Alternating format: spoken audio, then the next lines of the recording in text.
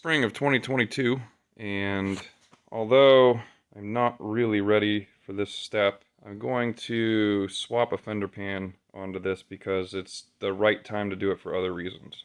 So, as an overview, again, this fender pan is just done. At least the footboards are, but it's also been rattle canned, and it's not in the best shape. Particularly the rot here is pretty bad. So today, in order to get this 1641 stripped off of all of its useful parts, I'm going to pull the pan. So I picked this one up a couple weeks ago and bought it basically as a rolling chassis. The problem with this one was that the engine was low on power and it wouldn't start when I grabbed it, so brought it in and found that it had no oil pressure. Opened up the case and found chunkies of rod down in there, so I got it to pop off and run, but it only had one cylinder. So I wanted to save this little guy. It's a 1641, the 16 horse Briggs Vanguard, and it came with a 46-inch deck, but the thing is just roached. It's like totally roached. It'd been spewing oil out of the oil filter. They didn't have the oil filter tight, so it was just spewing oil everywhere. Ran low on oil. It had no oil when it came in, or it had very little. It had, I don't know, even enough, not even enough to show on the dipstick. So I've started pulling parts off of it. This thing's got a good fender pan though. That's what I'm going to grab today. It's pretty free of rot. You know, there's some surface rust and stuff that you would expect, but it's not bad. So I'm going to pull this. It does have the bigger gas cap than the 1882 does, so probably end up swapping the fuel tank while we're at it. And we might as well pressure wash the frame and everything once we have the fender off of the 1882. So I'm going to get these two staged and ready, and we're going to spend a little time on the project today. So this ought to be fun. First time it's moved from that hole in probably 6 months. Going on it'll be 2.5 years soon that it's been in here. So it's exciting, and we get some new lights out of the deal too, which is great. The one thing I don't know is if the fuel level sensor works on the other tank. I don't really want to disturb the seal there because I don't have one to replace it, so we'll see if we can determine whether or not it works before we get too far ahead of ourselves. The release for the hydro isn't working, so it's not very happy about being moved right now.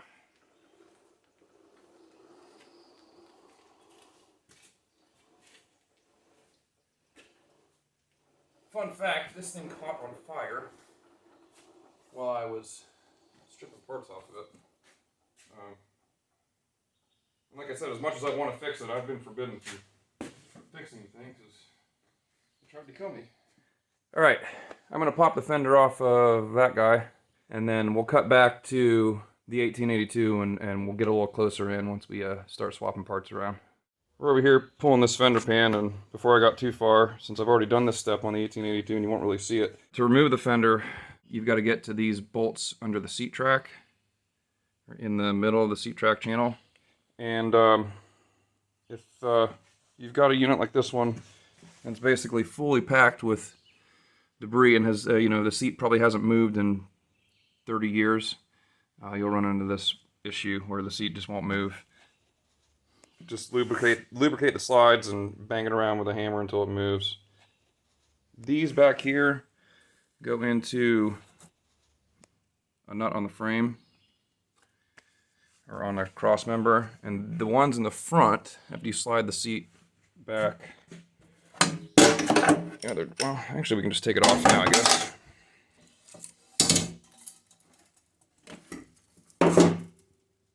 The ones up here are a nut and bolt combo, so you got to reach under there with a 1/2-inch wrench and an impact from the top. So anyway, I wanted to show you that. It might fight you a little bit. The regular size tire, you can reach your hand under here and get to the nut right under there. Not too difficult. We may end up fighting these guys down here. We'll see. I guess I'll just let you watch. Everyone likes a good struggle, right? What size we got here? Yeah, half inch again.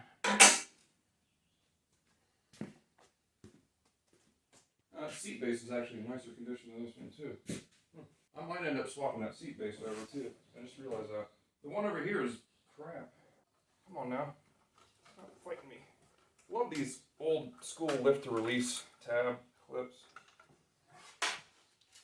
Yeah, the seat base on this one's not bad. I mean, it's a little rusty, but it's not bad.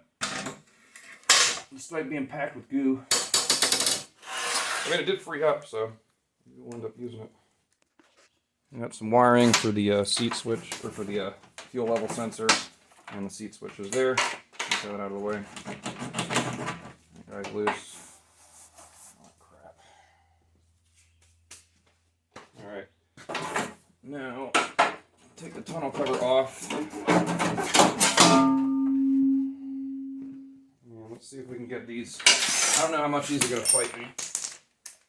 This one's not too bad. It's not as rusty as the other ones. So maybe I'll get lucky. Oh, come on. Yeah, boy. Really? Alright.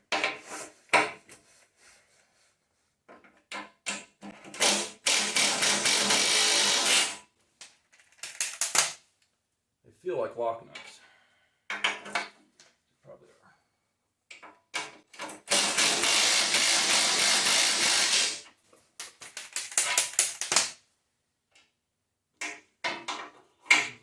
What, 3? There's not one there? Okay. Come on.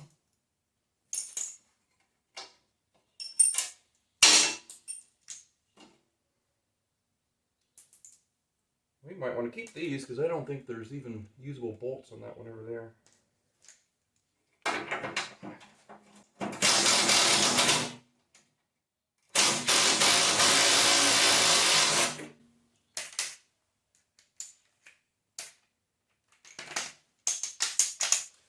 Back one is longer. Yeah, the back one's longer because there's a support brace that runs under there. At least on this one, there is. Huh. Different kind of support brace. There you go. Now, do we take... I'm thinking about just leaving the floorboards connected because it's not that heavy once you get it. Yeah, I'll just leave them connected. Alright, so basically you've got 3 bolts to pull that pan off. You got a long one in the back, and you got 1 long one, 2 short ones. Pull the gas cap off. I'll get the bolts on the other side, and we'll get the wiring to the lights. This one's already unhooked, it looks like. It's hooked back to itself for ground, so that should be fine. And then over here, we got, yeah, we're connected to the harness there. No, we're not. Pretty simple. It's just a spade terminal. Comes right off. I'm not going to do any paint or prep on this today. I'm just going to get the pan installed. Yeah, the pan's going to have to come back off on the 1882 when I repair the hydrostatic control linkage. So, but I am going to clean it because it's gross. Oh, it's going to be that kind of party, huh? Sweet. See what happens. That one's pretty crusty. Woo, we got lucky.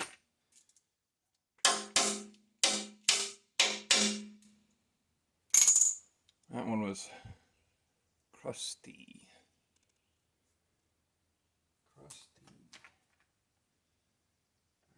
Alright. Oh, this whole side's like that. Yeah, this is not fun.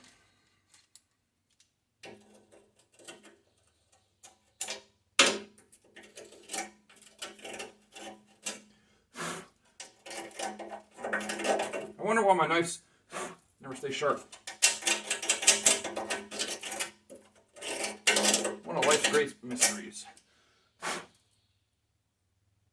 Boy. interesting. All right.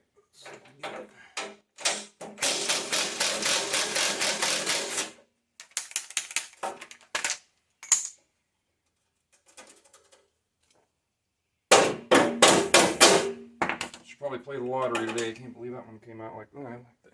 Look at that thing.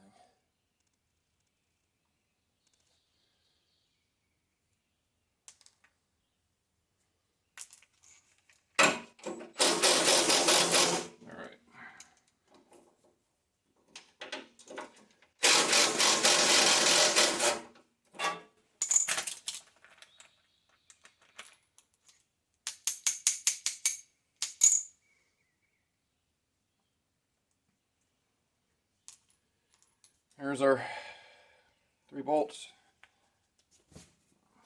Hello, Barter boy. Want a treat? Oh boy, we're almost out. Here, Barter boy. All right, you sit. Good. We are loose, ready to go. Before I get too far, I'm going to put the gas cap back on here so I don't drop all this crap down into the tank. Create unnecessary work for myself. Yeah, pretend you didn't see me just try to shove it down through the hole. I'm sure it'll fit. It's only the same size.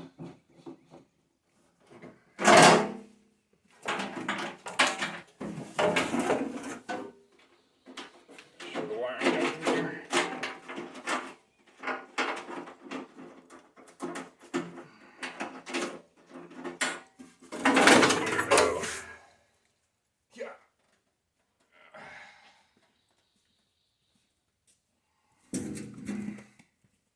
Well, it's out.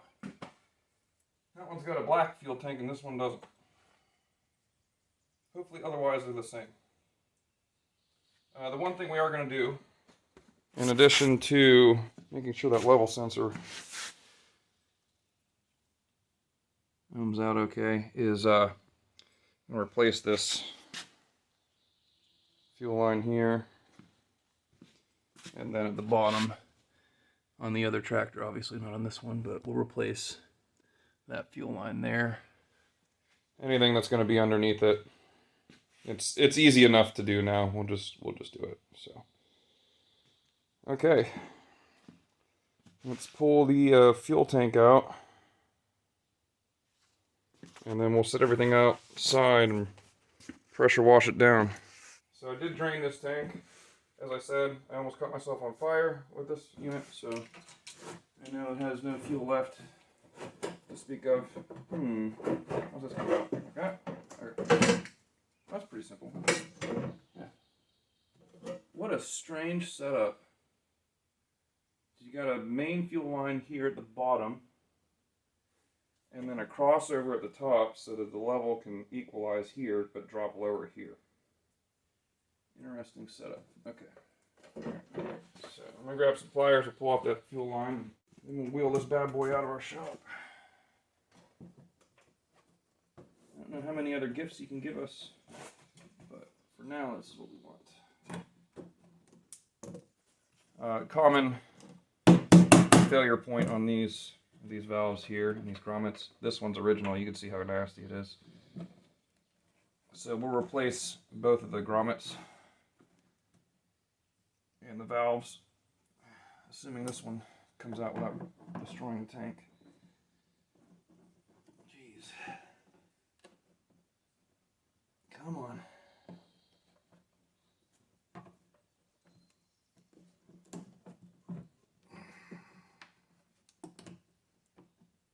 I don't want to pull too hard on it. It's not independent of the grommet right now, and that grommet's super hard. I don't want to destroy the tank, so we'll lube it up a little bit. I might be able to score it and get it to set itself free.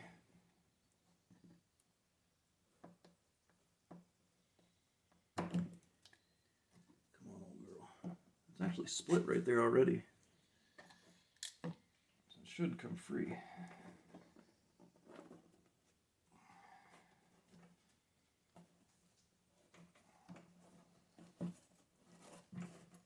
What do you think, Bogart? Why is this thing not moving?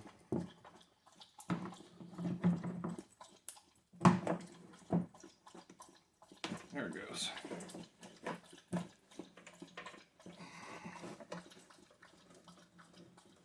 Come on, get out of there. Whew. Uh-oh, I don't want to lose that. Okay, good. Yeah, this is why these need replaced. They sit down at the bottom of the tank, and if the unit sits for periods of time and water settles into the tank, it just rusts.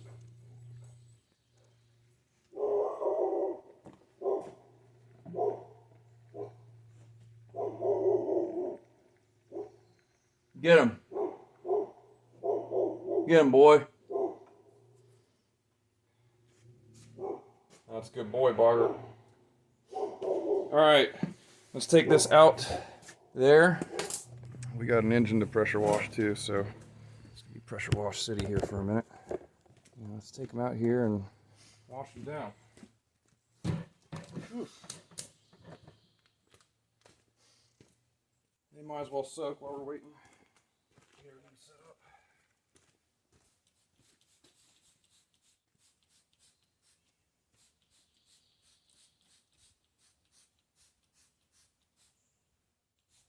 This might do a little funkiness on the paint here, but it's already faded and kind of gross, so it'll be alright. Not too bad underneath. We definitely got some surface rust here. It's not too bad though.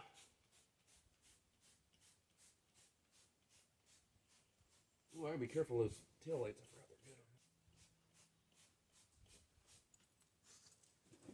good. Alright. Bring the pressure washer over. I'm going to take care of that engine first, and then we'll get these guys here. Here we are. We got the engine was on the hoist, is done.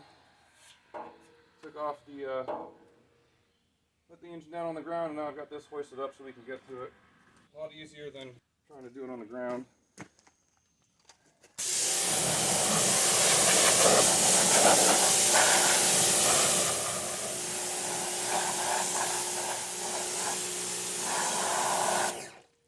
Well, not all of it wants to come off.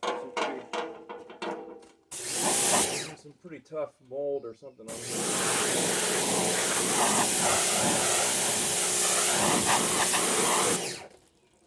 I'll spray the backside, then I'll hit it with some more solvent.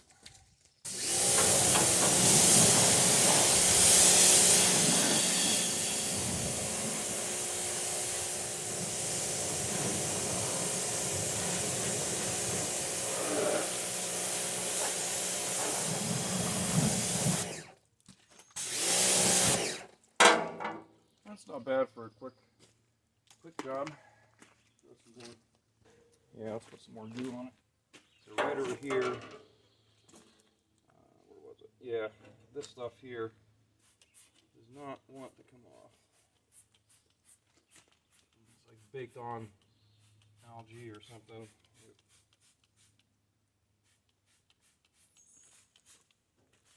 Got on there and then it sat in the sun. This purple power is some strong stuff, but it'll eat the shine right out of the paint, so we'll have to, it'll look really dull. Even though it'll be clean, it'll look really dull. And we'll have to hit it with some rubbing compound to get it to come back. This is just an enamel.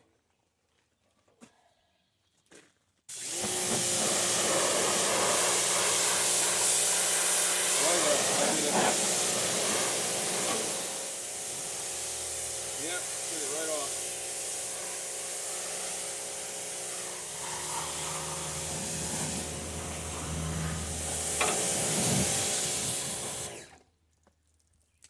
That should do it.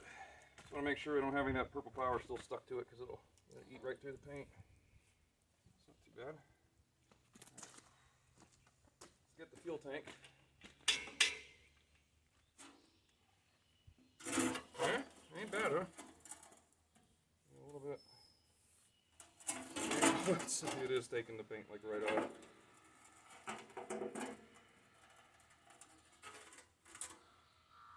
alright. Make sure that's not still.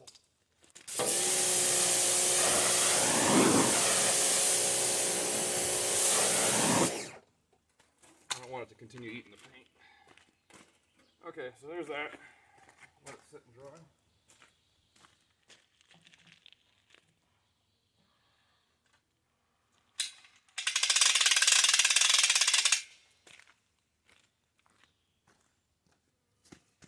Get this dude.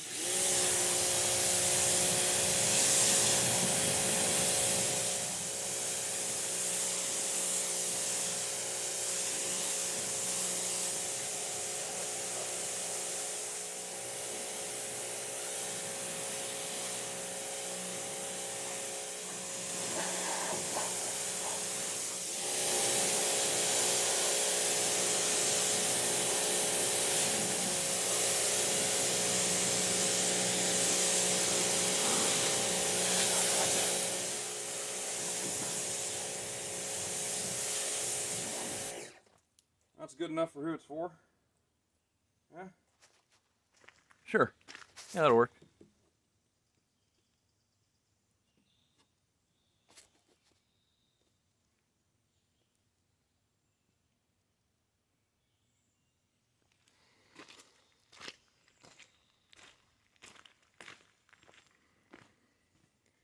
It's our fender pan. And like I said, it definitely, that purple power is no joke. It'll take the paint right off, so use it sparingly. But that should be alright.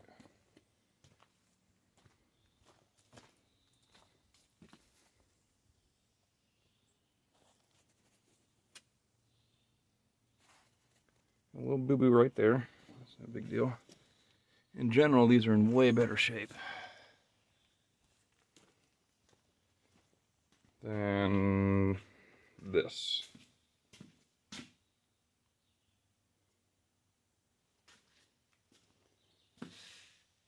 I think we're done with this old turd, at least for now. So let's roll it out of the shop.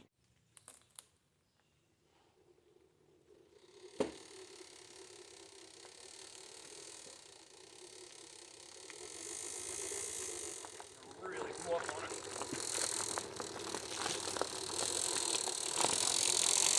It's not. I'm gonna go grab some lunch and then we'll come back and pop some panels on this old girl.